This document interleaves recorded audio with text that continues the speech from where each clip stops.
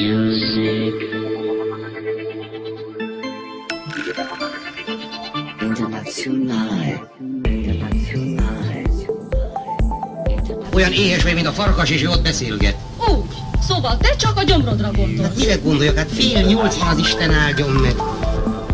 Julcsa, mi lesz vacsorára? Hideg libasnőt nagy cságosú.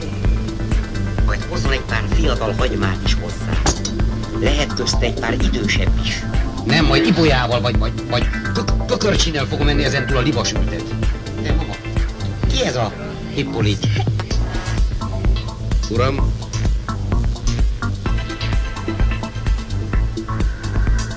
Música. Köszönöm. bizonyos differenciák merültek fel. Szabadnak érnem mindjárt felírom a házi rendet. Kicsoda? A házszőrő. Hiszen tudod, aki minden nap ide jön. Ja, az jön. Nagyságos asszonyom persze diétát tart. Mit kérem? Ebben a kérdésben könyörtelen vagyok. Nagyon helyes. Úgy kell neki. És a lakásban apró változások, olasz reneszánsz megfelel, Olasz? Rezonánc. vagy barokk, igen előkelő stílus, minden nap borotválkozni. Kérlek, Mátyás, siess! 9 órakor szervírozzák a szupét. Mi csinálnak a micsodával? Szervírozzák a szupét. És legfőbb ideje, hogy te is estéig dresszbe öltöz. Hát hallgass ide, az, hogy kidobtátok a gyönyörű bútoraimat, és én nem ismerem ki magam a saját lakásban, rendben. Az, hogy szupénak nevezed a vacsorát, rendben. Az, hogy engedtelem, most Mátyásra nevezel, rendben. De hogy én a saját marha pörköltem tiszteletére smokingot vegyek föl, soha! Érted, mama? Soha! Ezt a Hippolitot pedig kirúgom. A vacsora tálalva van. Végre az első okos szó ma este.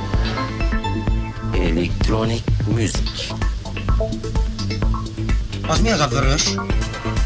Cékla? Lazac. Na jó, de az a vörös? Az lazac. Érdekes, egy hónappal ezelőtt ez nálunk még cékla volt. Te Terka, mit gondolsz, mi az a vörös? Lazat. Honnan tudod? Hallod? Ezek a mai gyerekek. De mama, mit gondolsz, mi az a vörös? Lazac. Lazac. Szabad tudnom az esti programot? Este? Paprikás sírke lesz, nem? A hölgy neve? Mi? Mimi? Mimi. Most mi lesz? Most nagyságos uram, botrány lesz. De a feleségem rájön, hogy a nő kicsoda. Ilyen frakba jöjjön, vagy smokingba, vagy zakkóba. Vagy én miattam jöjjön akár úszónadrágba, csak jöjjön. Mama, becsület szavamra, én nem is ismerem azt a hölgyet. Akkor rögtön mutatkozz be.